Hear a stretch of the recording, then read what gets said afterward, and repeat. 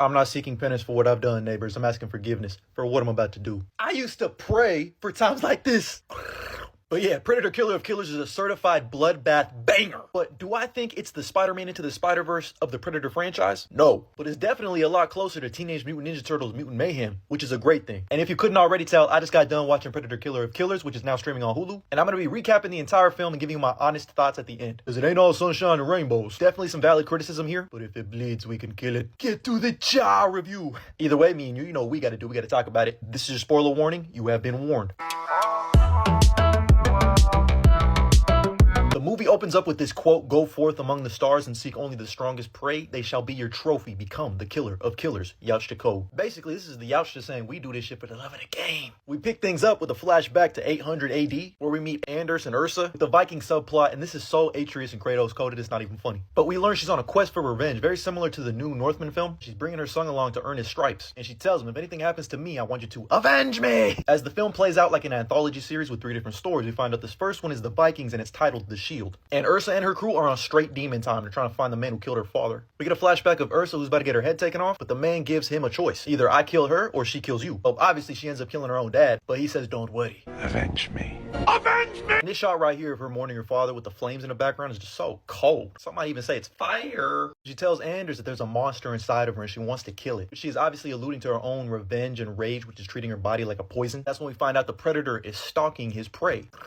But he ain't hunting yet because we still got to get this moment of Ursa and a gang pulling up to the front door of the Krivich tribe. We get this really dope action sequence, which is just an over-the-shoulder shot of Ursa and all her crew mowing down everyone in this village. It's like a pseudo-oneer. That's just one of the biggest highlights is the creativity in the fights. It's all beautiful, violent, elegant, and just exhilarating. But of course, we see this Yautja is not far behind. He's still trying to feel out which one of these is the best warrior. But that's when they surround the Krivich leader, who is the man who killed Ursa's father, Zoran. And she says, I am Ursa, blah, blah, blah, blah. She gives a monologue, and he just goes, who? Which is just like one of many little MCU references that I noticed throughout this movie. But this man said, I'm leaving here with some, as he just starts talking shit about Ursa. He's like, but a woman, you should be cleaning all the Vikings shit. Look at you right now. You're scared again, just like that little girl I knew all the way back then. That's when Anders said, oh, you want to talk about mother? Where your head at, homie? And man, Anders said, ain't nobody talk shit about my mom in front of me, as he cut Zoran's head off. But that's when this Yautja says, sometimes you gotta pop out and kill Vikings. I'm a really big fan of modeling this Yautja after Mark Henry. But dog, this man was on demon time. He punched someone into a fucking wooden pillar and broke his back. He was tossing grown Vikings around like they were fucking toys. It was at this moment that she knew she fucked up.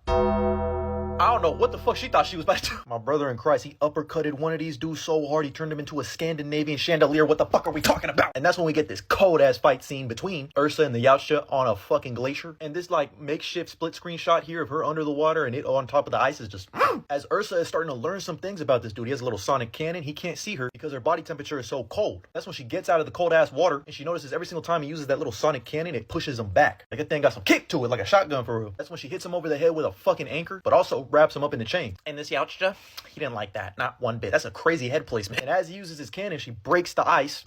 Says, hello, how you doing? My name is Ursa. I don't care what you misogynists say. I don't care if she's a woman. She's a badass woman. She was going hard in the motherfucking paint. As we got a cool underwater fight scene, she ends up using that chain to her advantage. And when this dumbass Yautja uses his sonic cannon again, she brings up her shield, because she's the shield. He gets that kickback from hell as he accidentally stabs himself with the anchor. And Ursa conveniently gets shot up out of the damn ice, where she finds her son Anders about to die. Side note, but we learned this is blood on her face. The way the flashback scene went, it's like insinuated that that's still the same blood from her father. I just know they smell fucking crazy. But she most likely just puts more blood after she kills people dead. It still probably smells crazy though. But as she's holding Anders in her dying arms, it fades to her on this ship with a collar. That's when I'm like, hold on. Wait a minute now, as we start focusing in on this Japanese man. As we pick up in Japan, 1609, with the second story titled The Sword. And I'm letting y'all know right now, this is my favorite sequence in the entire movie. As we see these leaves falling, they're supposed to represent, as we're introduced to the two brothers, Kenji and Kiyoshi. And I love the quote, the leaves of a tree grow side by side, but when they fall alone. But we learn that they're sons of a warlord. As today's the day he decides who's going to be his successor. He stabs this wooden railing with a sword, that'll come back to play in a second. As the brothers square up, Kenji yields because he doesn't want to fight his brother. But Kiyoshi over here dressed like Sasuke, he attacks and wins. As we see Kenji run run away from his family. We pick up 20 years later with Kiyoshi now being the new warlord after the passing of their father. And this shot is just gorgeous. But Kenji has been waiting for the passing of his father all these years to get that lick back. And we learn that he's a ninja. He gets suited and booted to infiltrate his old home. But he ain't the only one who's infiltrated his old home. As we got this eagle-eyed Yautja scouting his prey, stalking, who's worthy of a fight with me. And oh my god, look at this shot. Come on, bro. Look at this. The moon in the background, the fucking silhouette, the Japanese architecture. What are we talking about? But this Yautja starts noticing Kenji as a ninja beating the ass of all these samurai. I particularly love this scene where he's like got 3 different samurai fucking dead to rights, trying to make sure they don't ring that warning bell. It's actually a really funny scene the way it plays out, as another person across the way rings a bell anyway, and he's just like, fuck. That's when he pops some smoke. Pop smoke? Easily outmaneuvers all the samurai, just so he could aura farm with the moon in the background, the red smoke, as he looks at the cut on the wooden railing that his father created all those years ago. The two brothers start duking it out, and the Yautja's like, shit, whoever wins this one, I'm attacking him. And this fight scene is immaculate. They say, to the window, to the wall, to the fucking ceiling, everywhere. We fighting all over the place. That's when Kenji kicks Kiyoshi into the wooden railing that has a little sliver. We find out he didn't want to kill Kiyoshi. He just wanted to get that lick back for cutting him. And now they're even. But too bad the railing breaks on him, as Kiyoshi seemingly falls to his death. But remember, if you don't see a body, he ain't nobody. That's when the Yautja says, ha ha, time to cook. As it chases after Kenji, it mows down a bunch of samurai easily. That's when it reactivates his cloaking device. But we see Kenji observing the way he's using his tools. An explosive, a get over here chain. As he gets chased across rooftops, he stabs the predator in the foot, runs away, but falls into the river right next to where him and his brother sparred when they were younger. As he walks out from the river, he notices the samurai helmet wash up next to him. As him and his brother get into a little kerfluffle for a second, but he says, shh, stop. The Yautja attacks, but Kiyoshi pushes Kenji out of the way, saving him. As he blocks the attack, he still gets stabbed in the lower abdomen. When Kenji runs on this man's spear, fucking knees him in the face, and then slices his back. This whole fight scene is much longer. It's so tough though. You gotta watch this one. It's one of my favorites with the leaves flowing in the background. And just as his Yautja has Kenji dead to rights, his brother stabs it in the back, and it uses the get over here on Kenji, but he remembers. And he picks up one of his explosives and stuffs it into his chain. When he retracts it, he ain't got shit to do. He just looking at it like, fuck, boom! Looking for this? And for a second, I was like, why y'all gonna fight each other again? As we see one little leaf drop, it stops, signifying that he's there cloaked. But it's also a nice little symbolism stating that only one person's gonna survive this. As they both slice at each other, they turn this Yautja into a fucking charcuterie board. Look at my dog Kenji wiping that blood off of his... As they both sit watching the sunset, Kenji tells Kiyoshi, leaves of a tree grow together, and as they fall alone. But today, you won't fall alone, brother.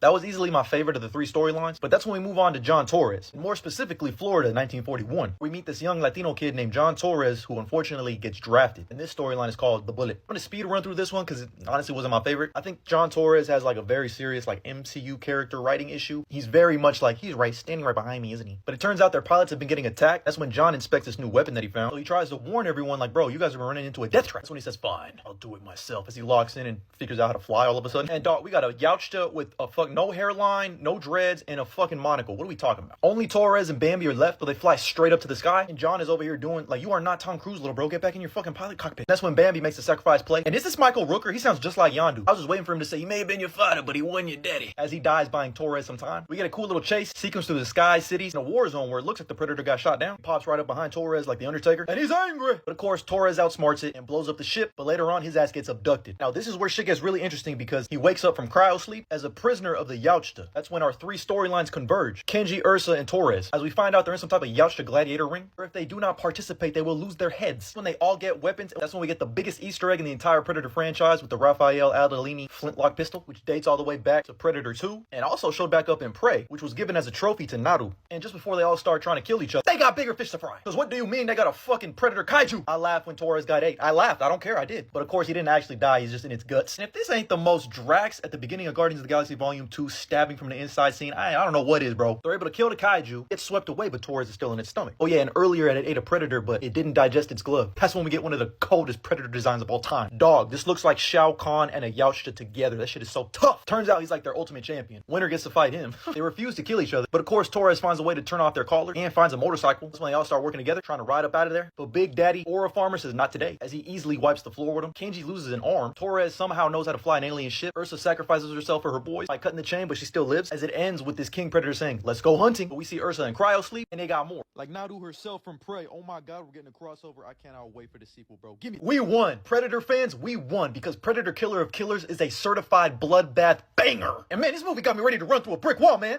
I used to pray for times like this.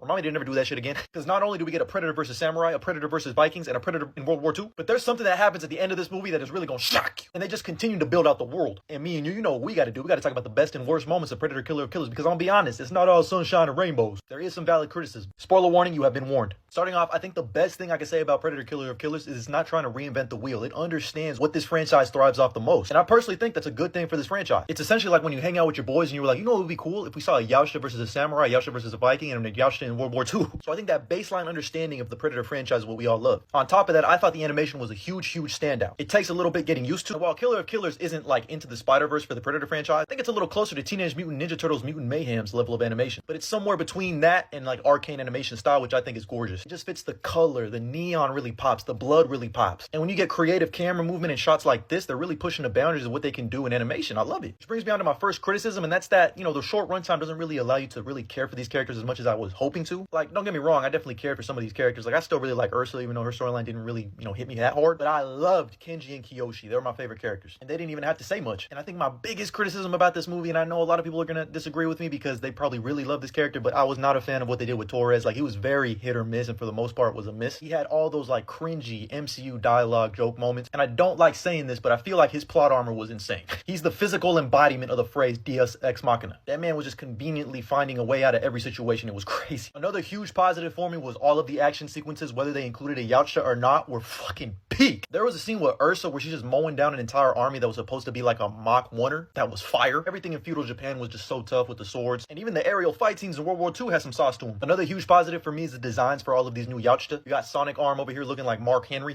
Love how the Yautja in Japan doesn't have top mandibles, only the two big tusks. Even Buddy Boy from World War II, he got a monocle and he ain't got dreads. He's bald. I ain't never seen a bald Yautja before. But like legit, just the imagination of expanding this world, like this giant kaiju Yautja thing. Another dope design. But I mean, this fucking King Yautja aura farmer is just so tough. He looks like if Shao Kahn and a Yautja combined. Like, inhale all that aura. Another big positive is the biggest Easter egg in the Predator franchise. The flintlock pistol returns again. And really, I would say my biggest negative for this movie is that it's too short. Give me more.